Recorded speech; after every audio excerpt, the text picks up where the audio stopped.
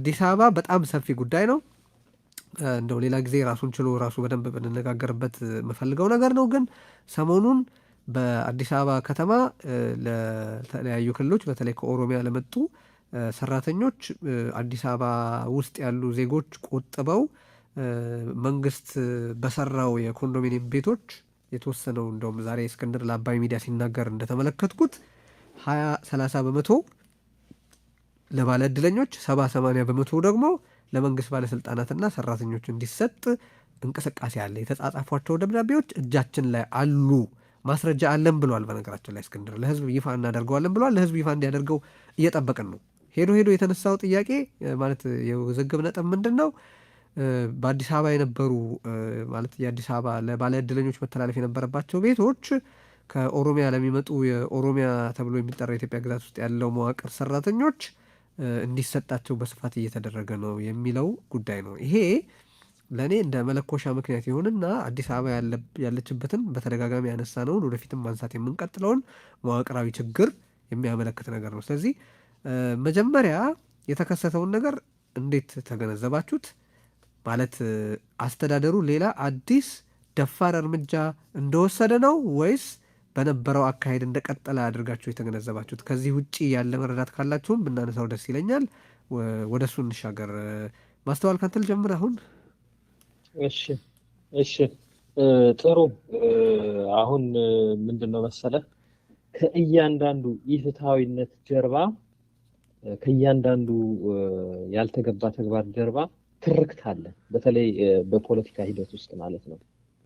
የአዲስ አበባ ህዝብ ቆጥቦ የሰራውን ቤት ከልጆቹ አፍ ነጥቆ ይቅርብኝ ብሎ በታክሲ መሄድ ሲችል በእግሩ እየሄደ መከራውን እያየ የሰራውን ቆጥቦ የሰራውን ቤት ለምንድን ነው ማግኘት ያልቻለው ለሌሎች የተሰጠበት የሚለውን ስናይ አንደኛ ከዚህ ትርክት ጀርባ ያለው ሰፋሪ መጤ አዲስ አበባ የአንድ ብሔር ናት ብሎ የሚያምን የፖለቲካ ድርጅት ስልጣን ላይ ስላለ ነው። ይህንን አይደለም የምለው ራሱ ድርጅቱ ኦህዴድ አብይ አህመድ የሚመራው ድርጅት መግለጫ በግልጽ ያወጣበት ነው። በግልጽ አዲስ አበባ የአንድ ብሔር እንደሆነች ማለት ነው። አንደኛው መነሻው ነገር እሱ ነው። ሁለተኛ አዲስ አበባ በቅኝ ግዛት እንደተያዘች ከተማ ነው እኔ የማያት ማለት ነው። ለምንድን ነው እንደዛ የምለው? የአዲስ አበባ ህዝብ በአዲስ አበባ ጉዳዮች ላይ ምንም አይነት የመወሰን የፖለቲካ ሂደቱን ላይ ተጽዕኖ የማድረግ መሪዎቹን ከንቲባውን እና መሰሎቹን የመምረጥ ምንም አይነት ስልጣን የለውም። ስለዚህ አሁን እንደፈለገ ለምሳሌ ከንቲባው ሲሾም በህገወጥ መልኩ ነው የተሾመው። ያ በህገወጥ የተሾመ ከንቲባ አዲስ አበባ ውስጥ የተሰበሰበ በመቶ ሚሊዮን የሚቆጠር ብር ባለፈው ከኮንዶሚኒየም ውጭ ለክልሎች ሲያከፋፍል ነበረ። ይሄን ገንዘብ በምን የህግ አግባብ እንደሚያከፋፍል እንኳን የሚጠይቅ የለም። የአዲስ አበባ ህዝብም ለምንድን ነው ይሄ የተደረገው? 60 ሚሊዮን ብር ነው ያከፋፈለው። ማስተዋል 60 ሚሊዮን ብር 60 ነው ያከፋፈለው። 60 ሚሊዮን ብር 15 ሚሊዮን ነው ለተለያዩ ክልሎች የሰጠው። ኦኬ እሺ፣ ቁጥሩን ጥሩ።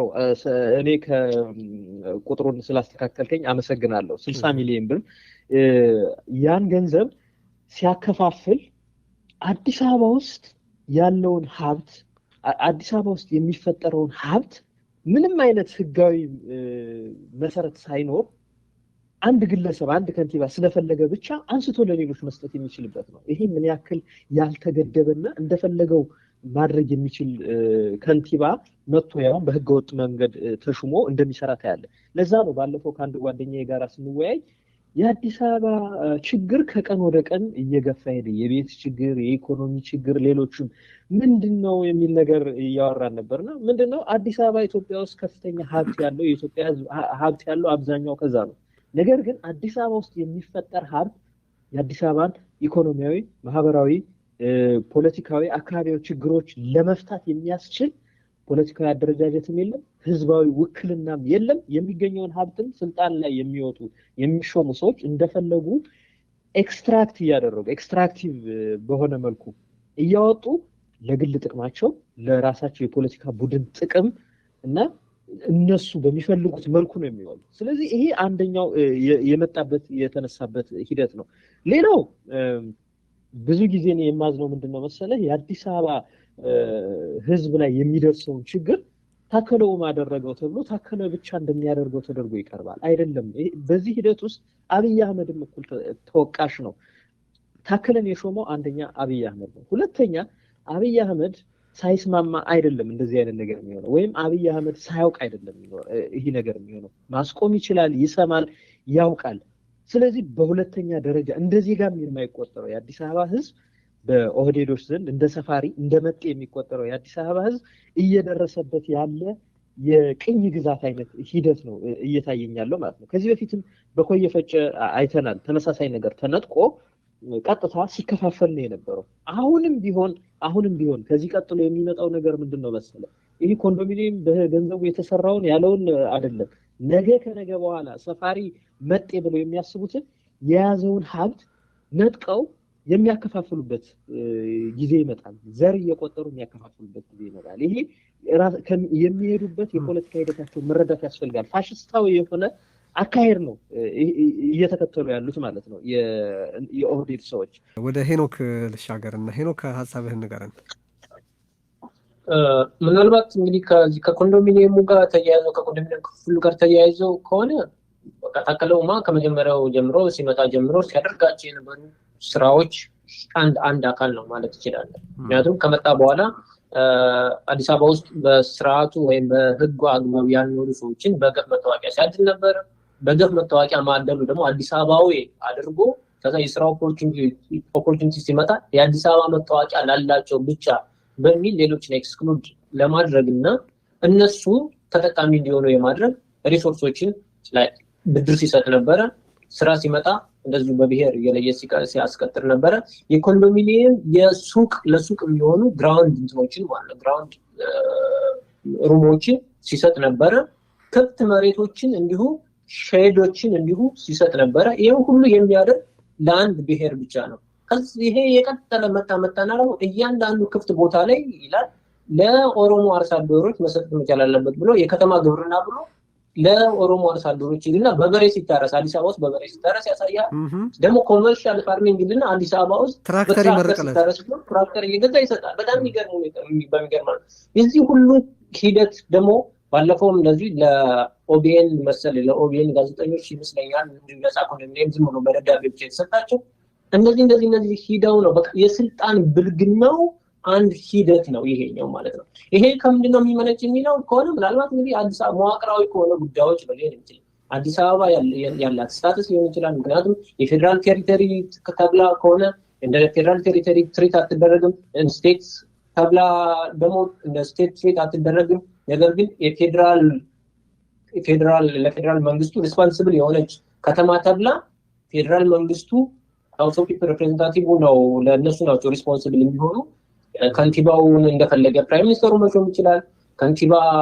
ምክትል ከንቲባው ደግሞ የግድ ከተማ ካውንስሉ መሆን የለበትም የሚል አመንድመንት አመጣው ነው። በነገራችን ላይ ታከለን ሲሾመው የግድ ምክትል ከንቲባው ከከተማው የህግ አውጪ አካል ነው ማለት ነው። የከተማው የህግ አውጪ አካል አለ። ከዛ ከከተማው የህግ አውጪ አካል መሆን አለበት የግድ ከንቲባው ማለት ነው። ነገር ግን ታከለን መሾም ስለፈለገ ብቻ ከንቲባና ምክትል ከንቲባው ነበር የሚል ህጉ የሚል ሌሎች ካቢኔዎች የከተማዋ ሌሎች ካቢኔዎች የግድ ከከተማዋ የህግ አውጪ አካል ሜምበር መሆን የለባቸው። ነገር ግን ከንቲባና ምክትል ከንቲባው የግድ የከተማዋ ህግ አውጪ አባል መሆን መቻል አለባቸው የሚል ህግ አለ። ያንን አሜንድ በማድረግ የከተማው ምክትል ከንቲባ የግድ የከተማዋ የህግ አውጪ አካል ሜምበር መሆን አይጠበቅበትም የሚል ህግ በማውጣት ታከለን ደሊብሬትሊ አምጥቶ እዛ ቦታ ላይ በማስቀመጥ ታከለ ከተማዋን እንደፈለገው እንዲሾፍራት በማድረግ ፕራይም ሚኒስተሩ ይሄን አሬንጅመንት ያስቀመጠለ ፕራይም ሚኒስተሩ ነው ማለት ይችላል። ከዛ ያለምንም ተጠያቂነት ሌሎች የከተማዋ ካውንስል ሜምበሮች የህግ አውጪ አካላቶች የከተማዋ ምንም አይጠይቁትም እንደፈለገ ሲያደርግ ያሉም አይመስልህም። እንዲሁም ደግሞ የከተማዋ የኤክስኪዩቲቭ ብራንቾች ሌሎች ካቢኔዎች ማለት ነው የንግድ ቢሮ ኃላፊ የሚባለው የጤና ቢሮ ኃላፊ ምናምን የሚባሉት ለእነሱ ያለምንም ተጠያቂነት እንደፈለገ እንዲያደርግ እንዲሁም ደግሞ የጤና ጉዳይ ላይ ከሆነ እሱ እንዲቀርብ፣ የትምህርት ጉዳይ ላይ እሱ እንዲቀርብ፣ የቤቶች ጉዳይ ላይ እሱ እንዲቀርብ፣ ሁሉም ነገር ላይ ታከለ ኡማ ሆኖ አዲስ አበባን በኪሱ ይዟት እየተሽከረከረ መሬቷን እንደፈለገ ይቆርሳል፣ ሪሶርሷን እንደፈለገ ይቆርሳል።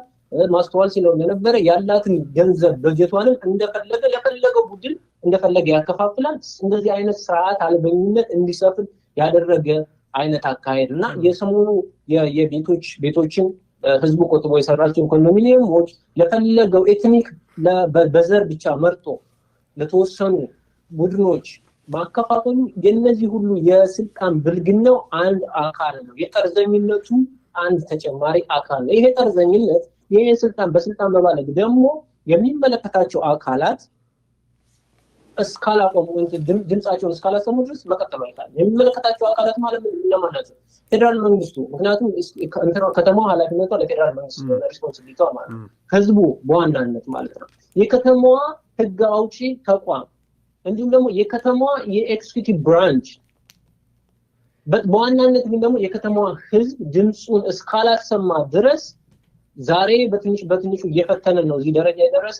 ነገ ደግሞ ከዚህ የበለጠ ነገሮችን አድርጎ ከተማዋን ለአንድ ጠርዘኛ ቡድን ሰጥቷት የአንድ ጠርዘኛ ቡድን ሄጅሞኒ አረጋግጦ ላለመሄዱ ምንም ዋስትና የለንም። በጣም ሁለታችሁም ያነሳችኋቸው ትልልቅ ነጥቦች ናቸው። በሚገባ የምስማማባቸው ናቸው። በተለይ መጨረሻ ላይ ሄኖክ ያነሳው የከተማው ህዝብ እስካልተንቀሳቀሰ ድረስ ለአንድ ጽንፈኛ ለአንድ ጠርዘኛ ቡድን ለነገሩ እኔ በኦሮሞ ብሔረተኝነት ውስጥ ያሉት ዋና ብዙ ጊዜ እንደማነሳው 6-7 መስፈርት አስቀምጬ በነዛ መሰረት የሚያምኑት ምንድን ነው ብዬ ሳይ ጠርዘኛ ያልሆነ ቡድን ማግኘት አልቻልኩም፣ ብልጽግናን ጨምሮ በኦሮሞ ብሔረተኝነት ውስጥ የሚንቀሳቀሱ ድርጅቶችን በተመለከተ። ግን ሁኔታው ምንድን ነው? አዲስ አበባ በአሁኑ ወቅት ይሄ ሂደት በተሳካ ሁኔታ ከቀጠለ የመጨረሻ ውጤቱ አዲስ አበባን ገበሮ የሚያደርግ፣ አዲስ አበባን ባሪያ የሚያደርግ፣ አዲስ አበባን የፖለቲካ መብት የሌለው፣ ሰብአዊ መብቱ የማይጠበቅ፣ ለሚያፈራው ንብረት ዋስትና የሌለው፣ በአጠቃላይ የከተማው ባለቤት ያልሆነ፣ ሲፈለግ ውጣ የሚባል ባሪያ የሚያደርገው ሂደት ነው እየተከናወነ ያለው። ለዚህ ደግሞ ርዕዮታዊ መሰረቱ አይዲዮሎጂካል እንትኑ ምንድነው መሰረቱ ተጥሏል። በሚገባ ማስተዋልም አንስቶታል በትክክል። እና ያለንበትን ሁኔታ በተመለከተ ራሱ የምንገመግምበት መንገድ ትክክል። አዲስ አበባ በተለይ ኢትዮጵያ ደግሞ በጠቀል አሁን የምናወራት አዲስ አበባን ስለሆነ ነው ኤግዚስተንሻል የሆነ ስጋትን የገጠማት የአዲስ አበባን እንደ አዲስ አበባ መኖር የማይቀበል የአዲስ አበባ ጉዳይ የማንነት ጉዳይ ነው የሚል መዋቅርና ግለሰብ ነው አዲስ አበባ ውስጥ ያለው። ከዚህ በፊትም ደጋግመን እንዳነሳ ነው ታከለን እንደ አዲስ አበባ ከንቲባ የማንቀበለው በህግ በፖለቲካ ርዕዮትና በግለሰቡ ታሪክ ምክንያት ነው። ህግ ተሰፍቶ በህገ ወጥ መንገድ የተሾመ ስለሆነ አስተሳሰቡ ደግሞ የመጣበት መዋቅር ከኦዴፓ ወይም አሁን ብልጽግና ሆኗል። የአዲስ አበባን በተመለከተ ኦህዴድ እያለ አቋሙን ግልጽ አድርጓል። ብልጽግና ከሆነ በኋላ ከቀደመው ኢህአዴግ የሚለይባቸውን ነጥቦች ሲያስቀምጥ የሚለይባቸውን ነጥቦች ካላስቀመጠባቸው ጉዳዮች አንዱ የአዲስ አበባ ጉዳይ ነው።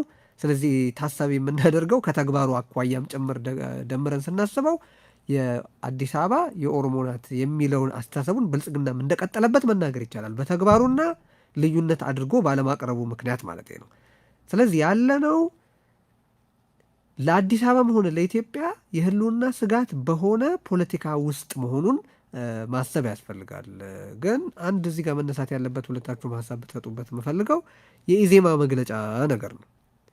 እኔ የኢዜማ ሰዎች ህሊና ያላቸው ከሆነ እና የህዝብ ተጠያቂነት አለን ብለው የሚሉ ከሆነ ከኮንስቲትዩንሳቸው ጋር መልሰው እርቅ መፍጠር የሚፈልጉ ከሆነ አዲስ አበባንና ባልደራስን ይቅርታ መጠየቅ አለባቸው ነው የሚለው። ምክንያቱም ከዚህ በፊት በአዲስ አበባ የሚሰሩ ወንጀሎችን እየተከታተለ ባልደራስ የፖለቲካ ፓርቲ ከመሆኑ በፊት እና በአጠቃላይ ደግሞ ሌላው የአዲስ አበባ ህዝብ ይህንን በሚያነሳበት ወቅት እየተከታተሉ ይሄ ስህተት ነው፣ ውሸት ነው። ለምሳሌ ይህንን የምለው እኔ በፌስቡክ ቅልብተኞቹ አማካኝነት የሚሰራጨውን ብቻ አይደለም። በመሪው ለምሳሌ የመታወቂያ እደላ ጉዳይ ውሸት ነው። እንደዛ አይነት እደላ በኢትዮጵያ ውስጥ በአዲስ አበባ እየተካሄደ ለመሆኑ ምንም ማረጋገጫ የለም ብለው ተናግረዋል። እኔ ከቻላችሁ እንደውም እሱን ድምፅ ብንሰማው ደስ ይለኛል። እኛ ራሳችን አሁን ለምሳሌ በዚህ በአዲስ አበባ አንድ ጊዜ በተነሳው ክርክር ከውጭ ኦሮሞችን እያስገቡ መታወቂያ እየሰጡ ነው ምናምን የሚለው ነገር ሲመጣ መጀመሪያ ያልነው ኦኬ እስኪ ከየወረዳው ማስረጃም እንወቀው መጀመሪያ ቢኮዝ አሁን የኳንቲቲ የብዛት ጉዳይ እሱን ማስረጃ አምጡ ብለን በድርጅታችን መዋቅር ለሁሉም ላክ ነው። ያ እውነት ሆኖ ብናገኝ ፊት ለፊት ወጥተን ነው ይሄ አሉ ትክክል አይደለም እኛ ማስረጃ ግን አላገኘንም። አሁን እንግዲህ በኢዜማ አለኝ በሚለው መዋቅር ኢዜማ ከመንግስት ጋር አለኝ በሚለው ትሽሽት ወዘተረፈ ስናይ የመታወቂያ አደላው ጉዳይ ያኔ እርሳቸው ይህን በሚናገሩበትም ወቅት ሆነ አሁን እየተካሄደ ያለ ነገር ነው። አሁን የኢዜማ መግለጫ በአዲስ አበባ ከተማ ውስጥ ብዙ ህገወጥ ነገሮች እየተሰሩ እንደሆነ ያምናል። ተጠያቂነት ጭምር እንደሚከተል ይናገራል። አድሏዊ የሆነውን አንዳንዶቹ በኢትዮጵያውያን መሀል መቃቃር የሚፈጥር ነው ይሄ ነገር ይላል። በኢትዮጵያውያን መሀል ሲል ምን ማለት እንደሆነ ግልጽ ይመስለኛል። ስለዚህ አሁን የትላንትና ስህተቶቹን አምኖ ተቀብሎ ተሳስቼ ነበረ፣ እኔ ለውጡን ለመርዳት ለማረጋጋት ነው ይሄን ያደረኩት፣ ግን ፋክቶቹን መሻር ፋክቶቹን መናድ አልነበረብኝም፣ የሆነውን እንደነበረ አድርጌ ማቅረብ ይገባኝ ነበር ሊል ይገባል ነው እኔ የምለው። ሄኖክ እሺ ቴዲ አመሰግናለሁ። ልክ ነህ። መግለጫው እንደሚለው ከቅርብ ጊዜ ወዲህ ብሎ ነው የጀመረ። ለምን ከቅርብ ጊዜ ወዲህ እንዳሉት ራሱ እርግጠኛ በሚገርም ሁኔታ ማለት ነው ከራሳችን መዋቅርም ሆነ ከከተማዋ ነዋሪዎች የምንሰማው የመሬት ወረራ፣ የኮንዶሚኒየም ቤት እደላና ከተማዋን በግለሰቦች በጎ ፈቃድ የምትንቀሳቀስ ማስመሰል አካሄድ መታረም አለባቸው። እንዲሁም ደግሞ ተጠያቂነት ወደፊት ይመጣል። እንዲሁም ደግሞ እንደዚህ አይነት አሰራሮችን ስታዩ መረጃዎችን ስጡን የሚያሰኝ ነገር ግን ከአሁን በፊት እንደሚባለው ቴሊስት ገልጾ እንደነበረው ማስረጃዎችን የያዘ መረጃዎች ደርሰው ሰዎች ማስረጃዎችን ኤክስፖዝ አድርገው እንደዚህ አይነት ነገር እየተከሰተ ነው፣ እንደዚህ አይነት ነገር እየተተገበረ ነው ብለው ትግል ሲያካሂዱ እሞቀ ትግላቸው ላይ የቀዘቀዘ ውሃ ሲቸልሱ የኖሩ ቡድኖች ናቸው። ዛሬ እንደገና ከእንቅልፋችን ነቅተናልና እንደዚህ አይነት አሰራሮች ሊከተሉ ወይም ምንድነው ሊቀጥሉ አይገባም የሚል አይነት መግለጫ አወጡ። ነገር ግን ከአሁን በፊት ቴዲን ስለነበር ትግላቸው ላይ የቀዘቀዘ ውሃ ሲቸልሱባቸው የነበሩ ቡድኖችን ይቅርታ አይጠይቋቸውም ወይ? ያው ይቅርታ መጠየቅ አለባቸው እውነቱን ለመናገር ግን በኢትዮጵያ ፖለቲካ አንጻር ይቅርታ መጠየቅ ተሸናፊነት አድርገው ስለሚስሉት ካሁን ካሉበት ጀምረው ወደፊት መራመድ ነው የሚፈልጉ ባለፈው ሂደት ተሳስተን ነበረ ወደሚል ነገር የሚሄዱ አይመስለኝም። ነገር ግን ይቅርታ መጠየቅ ቢጠይቁና ተሳስተን ነበረ ትክክል ነው የከተማው አስተዳደር ያልተገቡ ድርጊቶችን ሲያደርግ እንደነበረ በስልጣን መባለግ በስልጣኑ ሲበልግ እንደነበረ የአንድ ቡድን አድሏዊ አሰራር ሲተገብር እንደነበረ ተከታትለናል። መረጃዎች ሲደርሱ ነበሩ በማስረጃ የተደገፉ። እሱን ግን በግልጽ ወጥተን ያልተናገርንበት ጉዳይ ትራንሽን ላይ ስላለን ትራንሽኑ ወደ አልተፈለገ አቅጣጫ እንዳይሄድ ብለን በማሰብ ነበረ። ግን ያንን ባለማድረጋችን አሁን የደረስንበት ደረጃ ላይ ደርሰናል እና ለዚህ ይቅርታ ብለው ቢጠይቁ መልካም ነው ብዬ አስባለሁ። ግን እንደዛ የሚያደርጉ አይመስለኝም ብዬ ነው የማስበው። ጥሩ ምንድነው የኦህዴድን ወንጀል ከመሸፋፈንና ያን የሚያጋልጡት ላይ ዘመቻ ከመክፈት ያን ወደ መቃወም መምጣታቸው ጥሩ ነው። አንድ እርምጃ ነው ወደ ቢያንስ እሱ እንትን ማለት አለበት መደነቅ አለበት። ነገር ግን ከዚህ በፊት ኦህዴድ የልብ አግኝቶ አሁን ለደረሰበት እነ አብይ አህመድ ታከለውማ ያው ታከለ አስፈጻሚ ነው በነገራችን ላይ ዋናው አብይ አህመድ ነው የዚህ ፕሮጀክት ዋና መሪ በኔ ግንዛቤ መሰረት ማለት ነው። ከዚህ ደረጃ እንዲደርሱ የልብ ሲሰጥ የነበረው በኢሳትም በፓርቲ ካድሬዎቻቸውም መሪውም ጭምር አሁን እንዳሰማው ራሱ ፕሮፌሰሩ ማለት ነውና ሲያደርጉት የነበረው ነገር ለነሱም እንደማይበጅና ኪሳራ ላይ እንደሚጥላቸው ተገንዝበዋል። እንደተባለው መተው ከዚህ በፊት ያደረግነው ስህተት ነው የተከላከልነው ይላሉ አይመስለኝም፣ እንደዛ አይሉም። ግን ቢያንስ ለወደፊቱ ተመልሰው ወደዛ እንዳይመለሱና ደግሞ ወደ መከላከሉ እንዳይገቡ ምክንያቱም ህዝባዊ ተቀባይነታቸውን ምን ያህል እንደጎዳው አይተዋል። አሁንም ቢሆን ብዙ ነገር ይጠበቅባቸዋል። ይሄ አካሄድ ከቀጠለም እነሱም ኮንስቲትዩዌንት መራጭ ሊሆናቸው የሚችል ማህበረሰብ እንዳይኖር የሚያደርግ ሂደት ነው እየተካሄደ ያለውም ማህበረሰብ እነሱን በቃ በተላላኪነት እያያቸው ነው የመጣው። ስለዚህ ከዛ ለመውጣት በጣም ብዙ ይጠበቅባቸዋል። እንዳልከው ስህተት ተሰርቶ ነበረ፣ አርመናል፣ ለወደፊት እንደዚህ አናደርግም ብለው ቢያወጡ ሊጠቅማቸው ይችላል እነሱ ግን ያን እንደዛ አያስቡትም። ካደረጉት መልካም ነው፣ ካላደረጉት ግን ቢያንስ በዚህ የጀመራችኋትን እችን አሁን ሰሞኑን ያደረጋችኋትን አይነት ነገር ለማድረግ ለመበርታት የተሻለ ማስረጃ ይዛችሁ የህዝቡን ጥቅም ፍትሃዊነት በሚያረጋግጥ መልኩ ታገሉ። ያ ነው የሚያዋጣው። ካለበለዚያ ግን የፖለቲካ ድርጅት መሆን ለመደገፍ አይደለም፣ ስልጣን ላይ ላለው ለመደገፍና ለማጨብጨብ አይደለም። እሱን ልዩነት የምትረዱበት ጊዜ መምጣት አለበት ባይናል። በተጨማሪ ከመግለጫ አሁን ያው በጣም ለማካካስ እየሞከረ ያለ ይመስላል ኢዜማ። በዚህ ሳምንት የተለያዩ መግለጫዎች አውጥቷል። ለምሳሌ አንዱ የደቡብ ጉዳይ ላይ ያወጣው መግለጫ አለ። እሱ ራሱን ችሎ ብንነጋገርበት ወድ ነበረ። ሰፊ ጉዳይ ነው። የዚህ የአዲስ አበባ ጉዳይ ያወጣው መግለጫ አለ። ምንድነው የቴሌ መሸጡ ቴሌ መንግስት ቴሌን ለመሸጥ እየተጣደፈ ያለበት ሂደት ትክክል አይደለም ብሏል። እነዚህ ሁለት ነገሮች እኔ ጥሩ ናቸው ብዬ ነው የማስበው። ግን በተግባር ደግሞ መታጀብ አለባቸው። አሁን ባልደራስ ለምሳሌ የተለያዩ ስህተቶች ሊሰሩ ይችላሉ፣ አጋዥ ያስፈልጋቸዋል።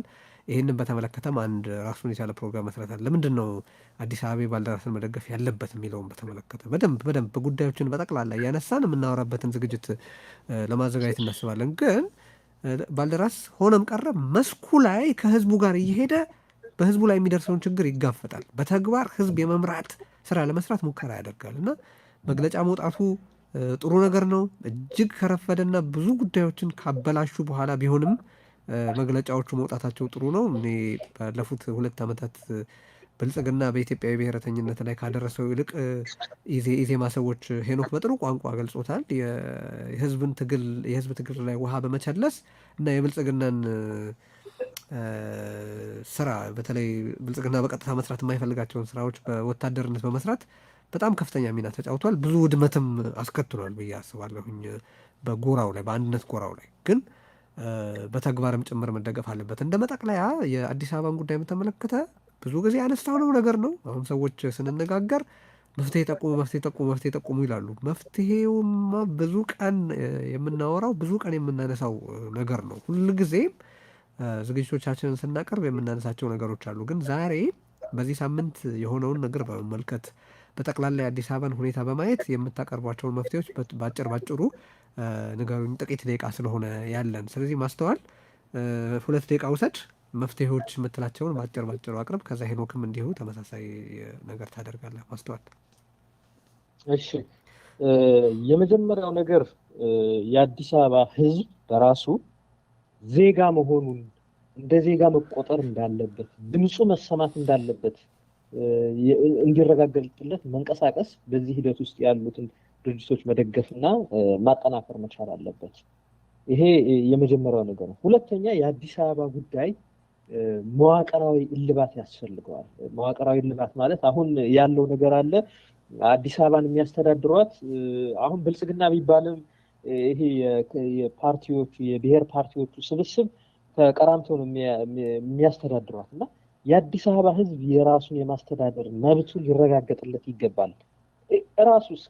የራሱን ክልል እስከ መመስረት ድረስ ሲዳማ ክልል ከሆነ ወይም ደግሞ ሌሎች ደቡብ አካባቢ ያሉት ክልል ከሆኑ የአዲስ አበባ ህዝብ ከ7 ሚሊዮን የማያንሰው የአዲስ አበባ ህዝብ አሁን ባለው ግምት ለምንድን ነው የራሱን ክልል መሆን የማይችለው? ለምን መሰለ ይሄን የምለው ሌሎች ክልሎች ላይ ያለው ህዝብ በአሁኑ ሁኔታ ከአዲስ አበባ ህዝብ የተሻለ ተደማጭነትና ተፈሪነት አለው በመንግስት ማለት ነው። እና ያ መዋቅራዊ እልባት እንዲመጣ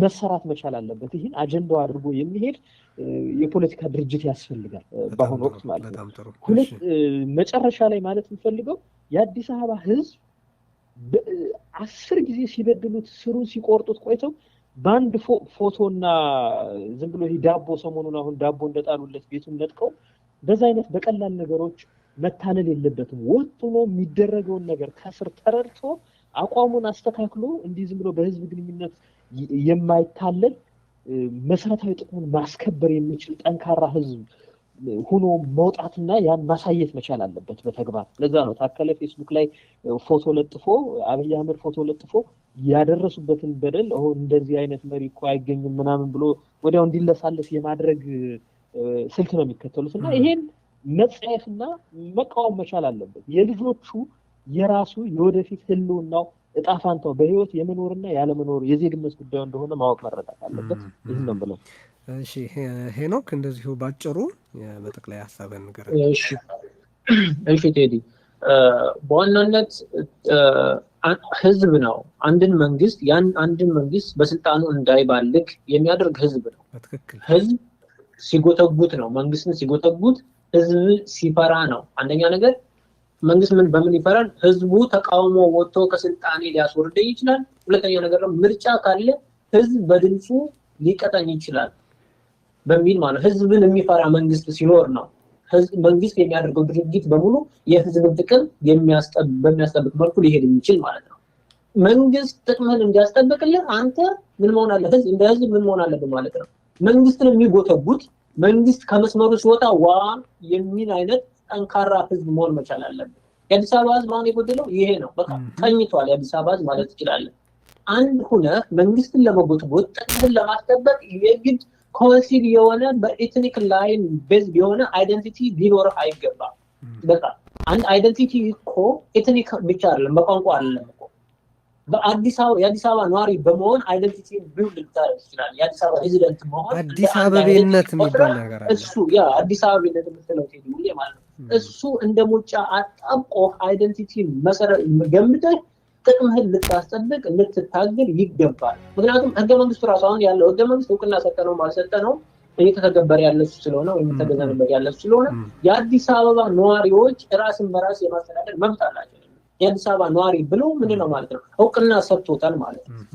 ስለዚህ ራሱን በራሱ ማስተዳደር ካለበት መንግስትን እየጎተጎተ ያንን መብት ዩቲላይዝ ማድረግ አለበት ነው።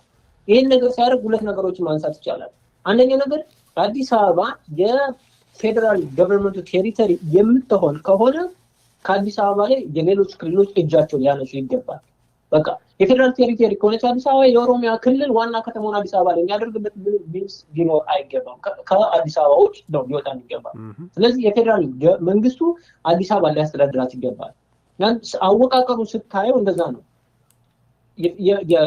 የህገ መንግስቱን እሳቤ ስታየው አዲስ አበባ አለች። ምናልባት የሀውስ ኦፍ ፌዴሬሽን ላይ ከመወከሏ ውጭ ማለት ነው ካለመወከሏ ውጭ ሀውስ ኦፍ ሪፕሬዘንታቲቭ ላይ ውክልና አላት። ጠቅላይ ሚኒስትሩ ከንቲባ ይሾምላታል። ተጠያቂነቱ ማለት ቻርተሩን የህዝብ ተወካዮች ምክር ቤት ያወጣዋል። የፌደራል መንግስቱ መቀመጫ ናት።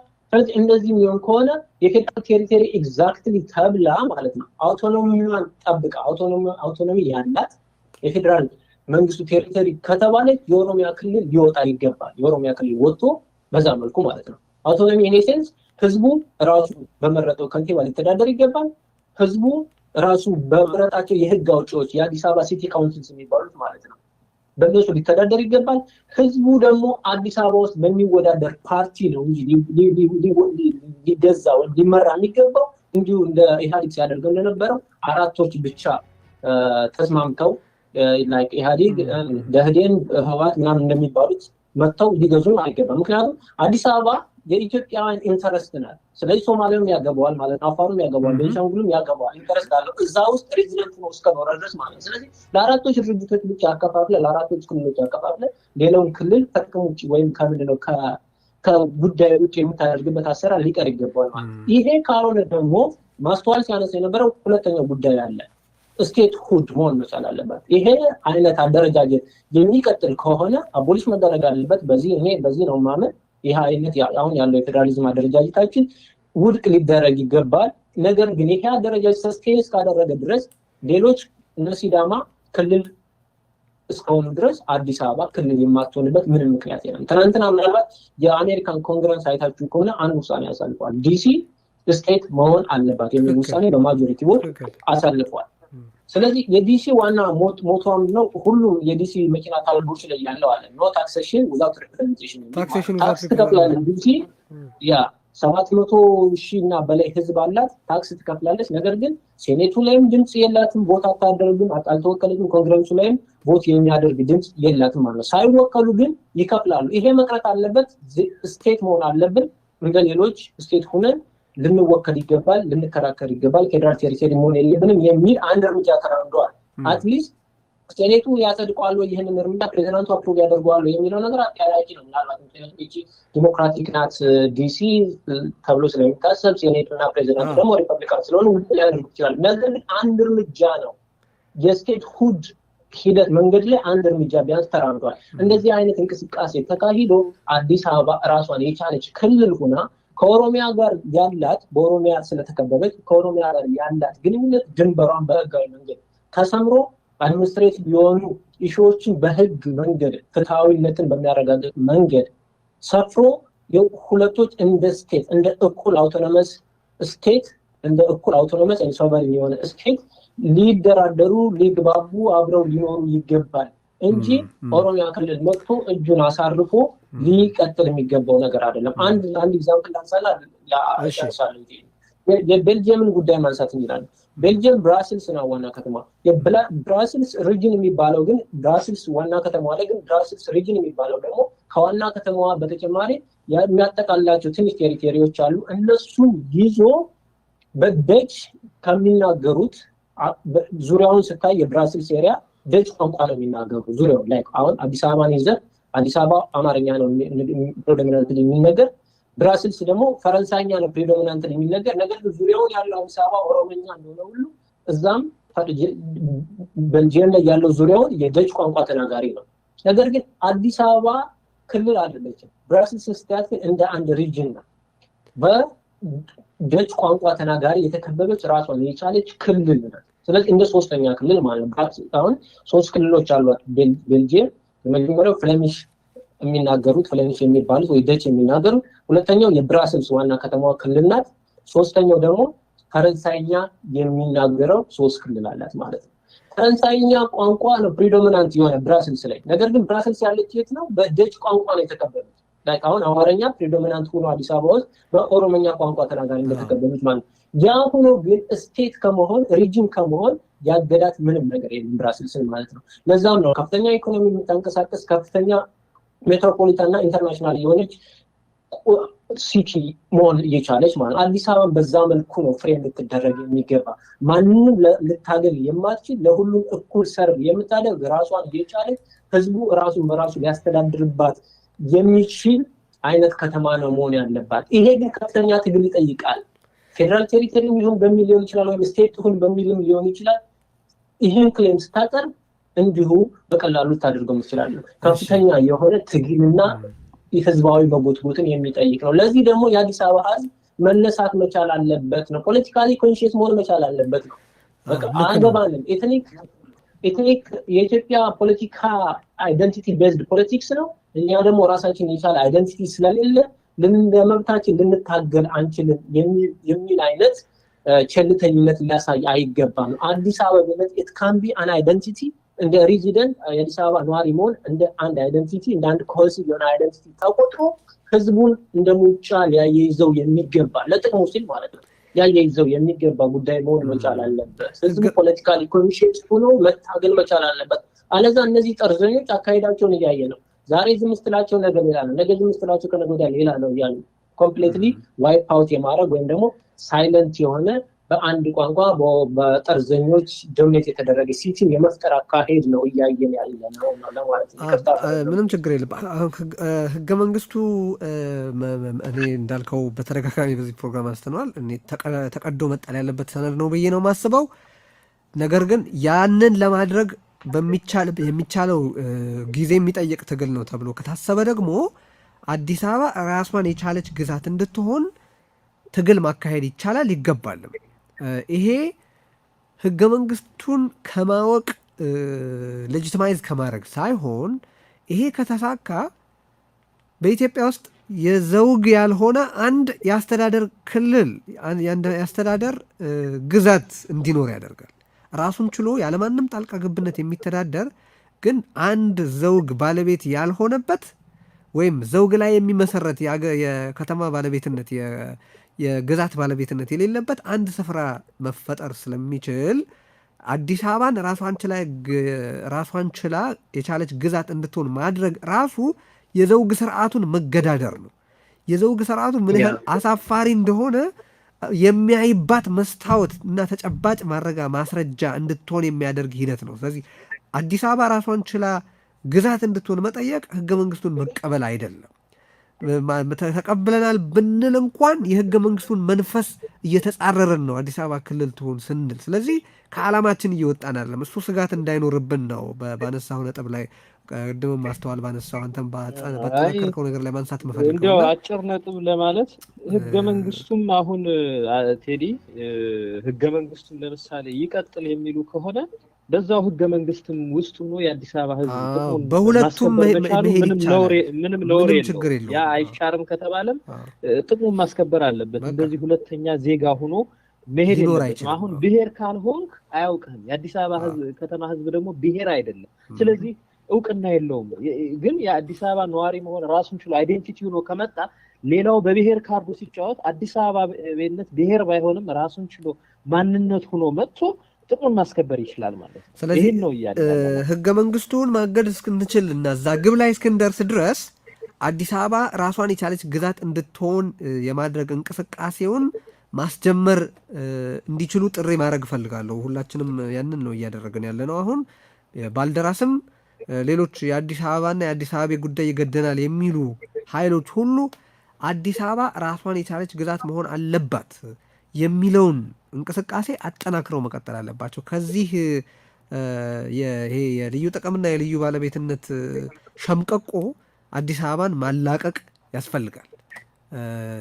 ህገ መንግስት ደግሞ በተፈለገ ጊዜ እንደተፈለገ እየተተረጎመ እንደተፈለገ እየተሻሻለ ስልጣን ማርዘም እንደሚቻል እንደሆነ በራሳቸው ተመልክተነዋል እና እሱ ላይ ከፍተኛ ህዝባዊ እንቅስቃሴ ማድረግ በእጅጉ አስፈላጊ ነው የሚል ነው።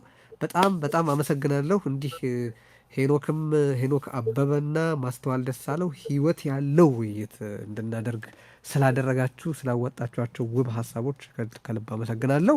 ይህንን ውይይት ማድረጋችንን እንቀጥላለን። ለዛሬ ግን አዲስ አበባነት ይለምልም፣ ኢትዮጵያ ምንጊዜም በክብር ትኖር እያለን እንሰነባበታለን። እንግዲህ እሺ፣ እናመሰግናለን። ቻል ጊዜ ይሁንላችሁ። መልካም ጊዜ። ቻው። ኢትዮጵያ የዘመኑ በተለያዩ የቴክኖሎጂ እድገቶች ቆይታለች። ከኢጣሊያው አመጋገብ የህዝቡ የኢኮኖሚ መሻሻል ባለቻውና የህይወት ለችግር